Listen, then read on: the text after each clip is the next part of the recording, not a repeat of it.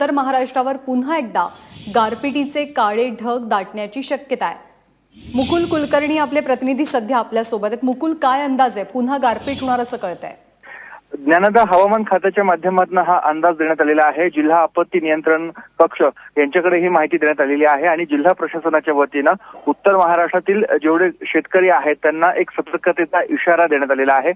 23 तारखेपासून साधारणतः पुढचे 48 तास उत्तर महाराष्ट्रावर हे जे धोक्याचे दाट धोके असणार आहे किंवा गारपीट आहे किंवा पाऊस पडणार आहे, याचे ढग दाटून येणार आहेत आणि त्यासाठी शेतकऱ्यांनी आधीच सतर्कता बाळगावी। जे कापणीचं पीक असेल, जे त्यांनी शेतामध्ये उघड्यावर ठेवलेलं असेल तर ते झाकून ठेवावं किंवा आपल्या पिकांची अधिकाधिक काळजी घ्यावी, अशा थेट सूचना देण्यात आलेल्या आहे। अर्थात हवामान खात्याचा हा अंदाज किती खरा ठरतो हे येत्या 2 दिवसामध्ये कळणारच आहे। मात्र आतापासूनच शेतकऱ्यांचं आपण बघितलंय, मागच्या वेळेस नुकसान जे झालेलं होतं ते नुकसान टाळावं यासाठी ही एक काळजी घेण्यात आलेली आहे। मुकुल, ताजे अपडेट जाणून घेत राहू। तुर्तास धन्यवाद या माहितीबद्दल।